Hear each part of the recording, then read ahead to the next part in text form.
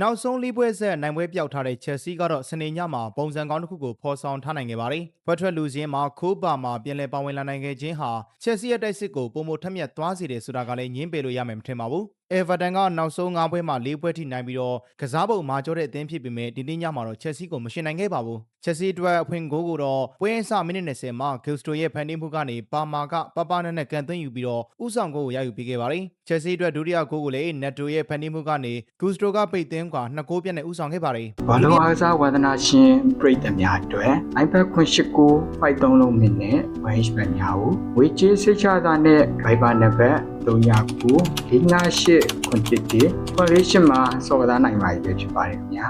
ဒုတိယပိုင်းမှာလည်းပထမပိုင်းကရက်လက်တိုင်းပွဲပြီးဆုံးသွားလို့ချက်စီတို့နိုင်ပွဲရရှိခဲ့ပါတယ်။ဒါဟာချက်စီအတွက်တော့ဒီဇင်ဘာလမှာပထမဆုံးနိုင်ပွဲဖြစ်ခဲ့ပြီးအာဆင်နယ်ကိုတည်ကြခဲ့တဲ့နောက်ပိုင်းနိုင်ပွဲပျောက်ဆုံးနေမှုကိုလည်းအဆုံးသတ်နိုင်ခဲ့တာလည်းဖြစ်ပါတယ်။ဒီနိုင်ပွဲကြောင့်ချက်စီကယုံကြည်မှုပိုင်းဆိုင်ရာမှာအားကောင်းလာနိုင်ပြီးမာရက်စကာရဲ့အသင်းသားတွေအတွက်နောက်လာမယ့်ပွဲစဉ်တွေမှာကစားအားပုံမကောင်းမလာနိုင်ဖို့ပရိသတ်တွေကမျှော်လင့်နေကြပါတယ်။တကယ်တော့ဒီဇင်ဘာနှောင်းပိုင်းနဲ့ဇန်နဝါရီအစမှာချက်စီအတွက်ပွဲချက်တွေကဇက်တိုက်ရှိနေပြီးတော့လာမယ့်ဘက်မှာဆိုရင်လည်းနယူကာဆယ်အသင်းကိုအဝေးကွင်းပြီးတော့အက်စတွန်ဗီလာဘုံမောက်မန်စီးတီးဖူဟန်တို့လိုအသင်းတွေနဲ့ဇက်တိုက်ရင်ဆိုင်သွားရဖို့ရှိနေပါတယ်။တစ်ဆက်တည်းမှာပဲချက်စီးတင်းရဲ့ကျေပွင့်ကစားသမားခိုးပါမာကအေဗာတန်ကိုနိုင်ရရှိခဲ့တဲ့ပွဲမှာအနိုင်ဂိုးတစ်ခုကိုသွင်းယူနိုင်ခဲ့ပြီးတဲ့နောက်မှာတော့အင်္ဂလန်အသင်းရဲ့2026ကမ္ဘာဖလားဝင်ပြိုင်မဲ့လူစင်းမှာပါဝင်နိုင်ဖို့ထက်ကြံ့ခိုင်မှုပြေဝရေးကိုပဲအာရုံစိုက်ထားတယ်လို့ပြောဆိုခဲ့ပါတယ်။စနေနေ့ညမှာဘာမာကတကိုးသွင်းတကိုးဖန်တီးနိုင်ခဲ့ပြီးတော့ချက်စီးအသင်းအတွက်၄ပွဲဆက်နိုင်ပွဲပျောက်ဆုံးနေမှုကိုအဆုံးသတ်နိုင်ခဲ့ပါတယ်။ဒါဟာပါမာအတွက်တော့စက်တင်ဘာလတုန်းကဘိုင်ယန်မြူးနစ်အသင်းကိုရှုံးနိမ့်ခဲ့တဲ့ပွဲစဉ်မှာသွင်းခဲ့တဲ့ဂိုးနောက်ပိုင်းပထမဆုံးသွင်းဂိုးကိုပြန်လည်ရရှိခဲ့တာလည်းဖြစ်ပါတယ်။ချက်စီးသင်းကအေဗာတန်ကို2ဂိုးပြတ်နဲ့နိုင်ရရှိခဲ့တဲ့ပွဲစဉ်ကိုအင်္ဂလန်လက်ရွေးစင်အသင်းရဲ့နီးပြသောမတ်တူချေကလာရောက်ကြည့်ရှုခဲ့တာကြောင့်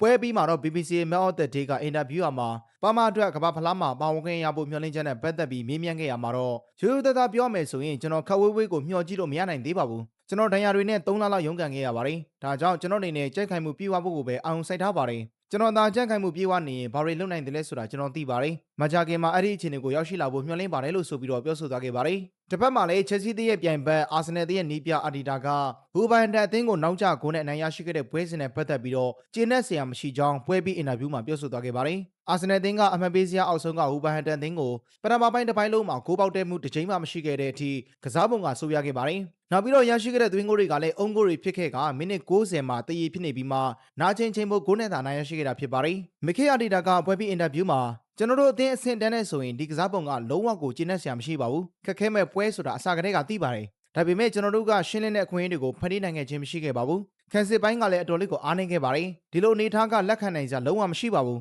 ဒါတွေမှာပိုပြီးတိုးတက်လာဖို့လိုအပ်ပါတယ်နောက်ဆုံးမှာတော့ဒူးချင်းစွမ်းဆောင်ရည်နေပဲရုန်းကန်ခဲ့ရပြီးတော့နိုင်ပွဲရရှိခဲ့ပါတယ်လို့ TNT Sport နဲ့အင်တာဗျူးမှာပြောဆိုသွားခဲ့ပါတယ်ဘူဘိုင်တန်အသင်းဟာပရီးမီးယားလိမှာတပွဲတဲ့အုံကို2ဂိုးပေးရတာမျိုး3ချိန်ဖြစ်ခဲ့ပြီးတော့2ချိန်ကတော့အာဆင်နယ်ကိုခွင့်ပြုခဲ့ရတာဖြစ်ပါတယ်ဒီတစ်ချိန်မတိုင်ခင်မှာ2009ခုနှစ်နိုဝင်ဘာလတုန်းကလည်းအာဆင်နယ်အသင်းနဲ့ပွဲစဉ်မှာအုံကို2ဂိုးတီပေးခဲ့ရတာဖြစ်ပါတယ်